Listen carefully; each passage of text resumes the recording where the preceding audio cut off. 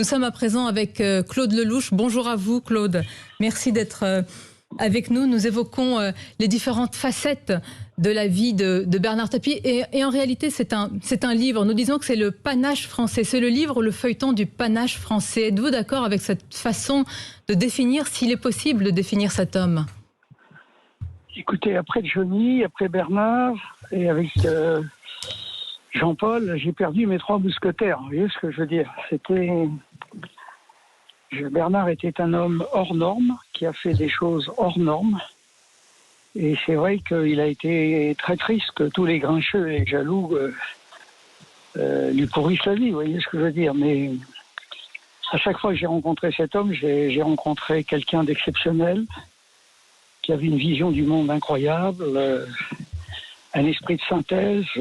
Voilà, je souhaite à tout le monde de rencontrer des gens comme lui parce que à chaque fois, il vous fait grandir, il vous fait comprendre l'incompréhensible, l'invisible. Voilà, donc aujourd'hui, je suis très proche de sa famille, bien sûr. Je l'ai vu il y a une semaine et je savais que je le voyais pour la dernière fois. Voilà, mais je pense qu'on perd un grand bonhomme et voilà. Et c'est dommage qu'on lui ait fait tant de misère. Voilà.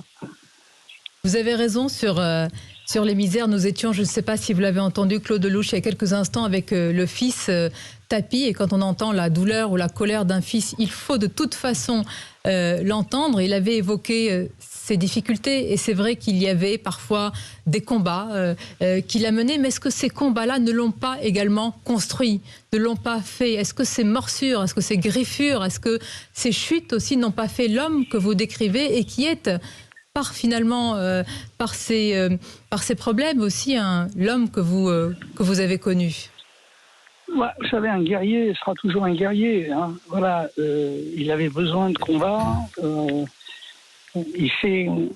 savez, tout a un prix dans la vie et il le savait très bien. Et c'est pas avec de l'argent qu'on paye, c'est avec de la sueur, de la souffrance. Il a eu la possibilité de goûter à tous les parfums, vous savez, à tous les parfums, même à ceux qui sentent mauvais. Et donc, on ne peut pas expliquer en 2 secondes, en un mot, la vie aussi riche qu'il a eue. Il a eu une vie sublime. Il a vécu les moments les plus fous. Il a connu les hauts, les bas. Voilà, donc c'est un homme qui meurt... en se disant qu'il a fait ce qu'il avait à faire. Voilà, je pense qu'il est parti. Moi, je l'ai vu la semaine dernière avec Gérard Darmon et il était content de nous voir. Nous aussi, on était contents de le voir et il n'avait pas peur de la mort. Il avait peur de rien et surtout pas de la mort. Voilà. Et donc, je pense que là où il est en ce moment, il va pouvoir continuer à sauter les obstacles. Voilà. Claude Lelouch, permettez-moi une dernière question aux réactions. Pour les très très nombreux Français, les millions de Français qui aiment, qui ont grandi comme moi et tant d'autres avec vos films, voient aussi Bernard Tapie finalement comme un éternel acteur, mais je le dis dans le sens noble du terme, ou alors un personnage de roman, c'est-à-dire qu'il y a une part romanesque qui est exceptionnelle et que l'on n'en retrouve plus aujourd'hui, parce que parfois nous sommes dans une société, dans une ère qui anesthésie cette part romanesque. Et lui, il l'a gardée jusqu'au bout. Oui, mais bien sûr, mais il savait très bien qu'il fallait aussi nous faire rêver. Vous savez, c'est important le rêve. On ne meurt jamais d'une overdose de rêve. Et donc, il a pris beaucoup de plaisir aussi à nous faire rêver. Et c'était très cher. Hein.